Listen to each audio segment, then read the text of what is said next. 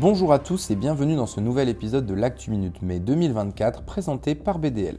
Si vous appréciez ce format, n'hésitez pas à vous abonner à la chaîne YouTube et liker la vidéo pour ne manquer aucune de nos prochaines sorties. Vous pouvez également nous suivre sur LinkedIn ou sur Facebook.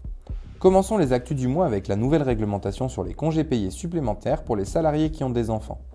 Selon l'article L3141-8 du Code du travail, les salariés de moins de 21 ans au 30 avril de l'année précédente reçoivent 2 jours de congés supplémentaires par enfant à charge de moins de 15 ans vivant au foyer, réduit à 1 jour si le congé total n'excède pas 6 jours ouvrables. Les salariés de 21 ans et plus ont également droit à 2 jours par enfant à charge, mais leur congé total ne peut dépasser 30 jours ouvrables. Tout enfant en situation de handicap vivant au foyer donne droit à ces congés sans limite d'âge. On continue nos actus du mois avec la fin du dispositif d'aide à l'embauche pour les contrats de professionnalisation. Depuis janvier 2023, une aide de 6 000 € est disponible pour les entreprises recrutant des apprentis ou des contrats de professionnalisation. Mais depuis avril 2024, cette aide ne concerne plus les contrats de professionnalisation conclus après le 30 avril 2024. Pour être éligible, les contrats d'apprentissage doivent être conclus entre janvier 2023 et décembre 2024 pour des diplômes jusqu'au niveau Bac+5. Notre troisième actu concerne le compte professionnel de formation. À partir du 2 mai 2024, les personnes utilisant leur compte professionnel de formation, CPF, doivent payer une participation de 100 €.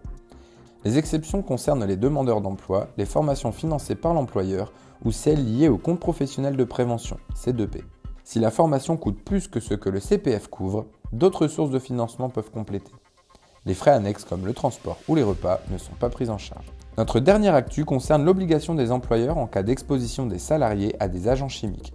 Avant le 5 juillet 2024, l'employeur doit créer une liste des travailleurs, y compris les intérimaires, qui sont exposés à des agents chimiques cancérogènes, mutagènes ou toxiques pour la reproduction. La liste doit contenir les substances ainsi que la nature, la durée et le degré d'exposition.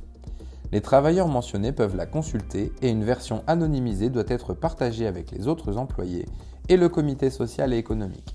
La liste doit être envoyée au service de santé du travail et conservée pendant au moins 40 ans.